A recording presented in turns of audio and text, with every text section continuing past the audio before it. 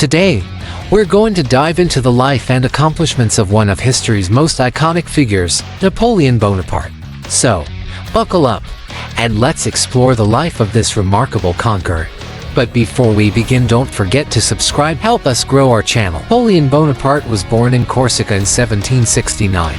A child of modest nobility in a land torn between independence and submission to France. From those rocky island beginnings, none could have foreseen that he would one day rise to command the fate of Europe, to crown himself emperor, and to leave a mark on history that time could never quite erase. From an early age, he was marked by brilliance, a calculating mind, and a fiery ambition that burned brighter than the stars above Ajaccio.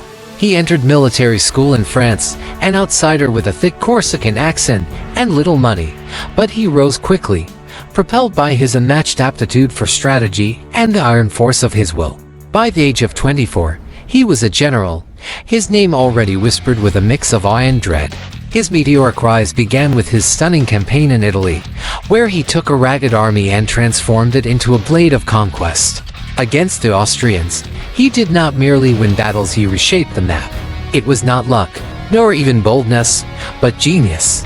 He fought not as generals had before him, but with a new kind of warfare, fast, mobile, ruthless, almost poetic in its choreography. Don't forget to subscribe to help us grow our channel. Egypt followed.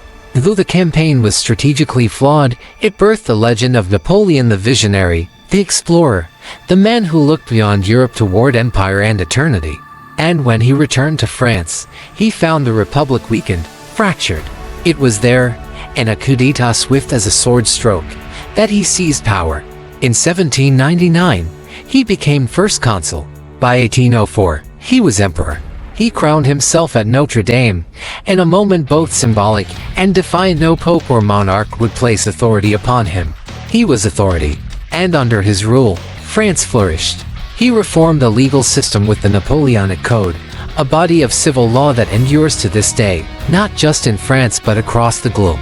He restructured education, centralized government, and created a meritocracy that shattered the old aristocratic order. But his most enduring theater was the battlefield. At Austerlitz, he achieved what many consider his greatest victory, defeating the combined might of Russia and Austria in a single, masterful blow. At Jena, at Wagram, at Friedland, he moved like lightning, a master of deception and maneuver, turning armies into dust and kings into refugees. He redrew borders and toppled thrones, not for chaos, but to forge Europe in his image. To subscribe to help us grow our channel. Yet, like Icarus, he soared too high. The Russian campaign was his great unraveling, a descent not of power, but of hubris. The Grand Army, once so unstoppable, perished in snow and fire, and from those ashes rose the coalitions that would hunt him across Europe. He fell in 1814, exiled to Elba, only to return like a specter of fate, raising an army once more in the fabled 100 Days. Waterloo was his final stand.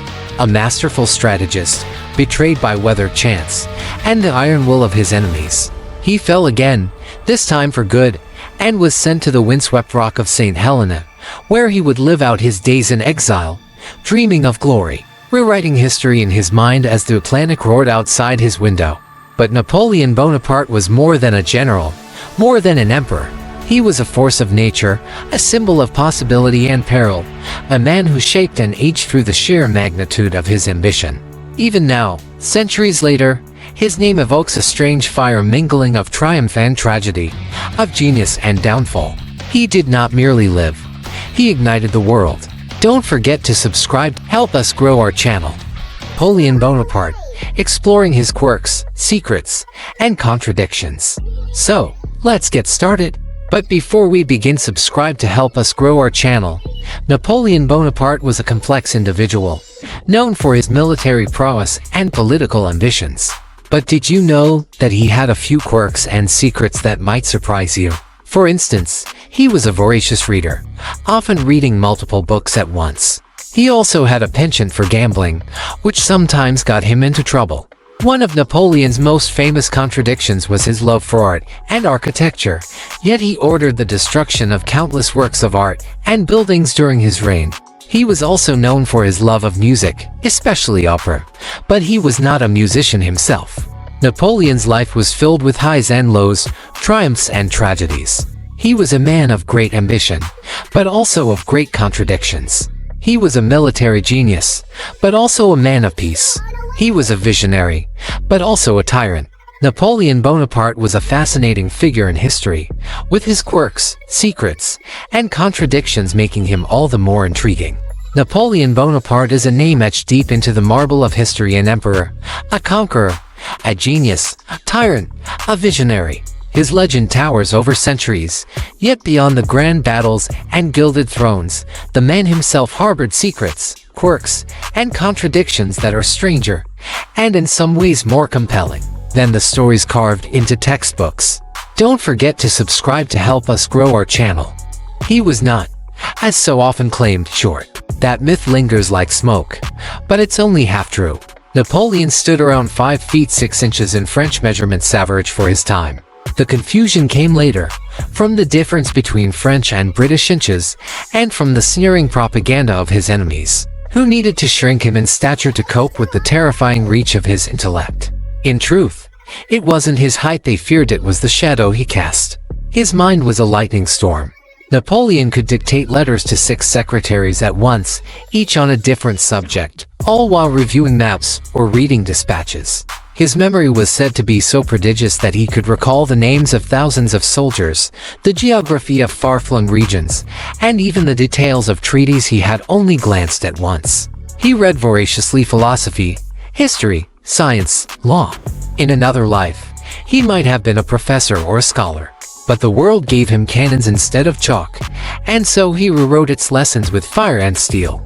He had a complicated relationship with religion.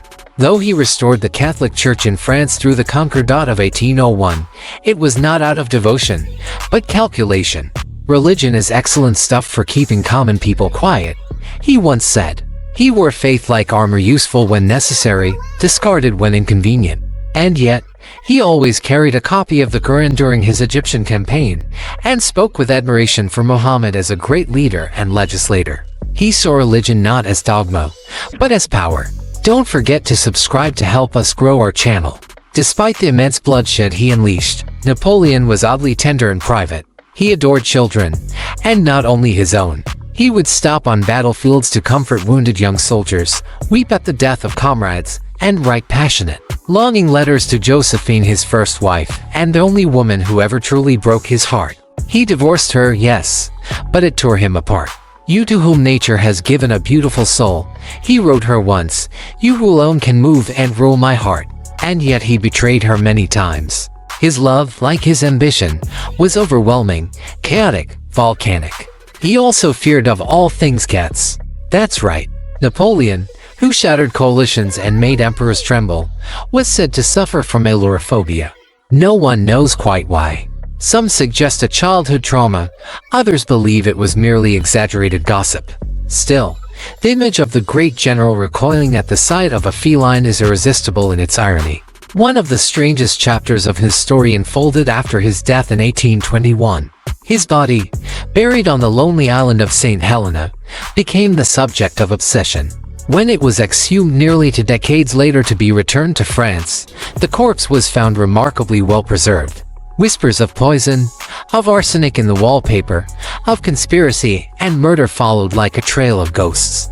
And that's not all. Pieces of his body were allegedly taken as relics. A lock of hair here, a rib there. Even, most bizarrely, what was said to be his intimate anatomy, which passed through collectors' hands like some cursed artifact of myth. Don't forget to subscribe to help us grow our channel. And yet, perhaps the most astonishing fact of all is this: Napoleon, for all his grandeur, for all his thunderous speeches and triumphant marches, spent the last years of his life scribbling in exile. Alone in a damp house on a desolate island, he wrote his memoirs, argued with his captors, and stared into the sea. The man who had reshaped continents now tried to reshape his story one word at a time. The legend of Napoleon Bonaparte is a mosaic of contradictions, unbelievably brilliant and deeply flawed, cruel yet compassionate, egotistical but undeniably human. He died defeated, but his spirit never left the world he had set ablaze. There is something haunting about him still, as if the echoes of his footsteps still rattle down the corridors of history. So, The next time you think about him, remember that there's more to him than just his military and political accomplishments. Don't forget to subscribe to help us grow our channel. Thank you for joining us on this historical journey. If you enjoyed this video, please give it a thumbs up, and don't forget to subscribe to our channel for more fascinating history lessons. Until next time, stay curious.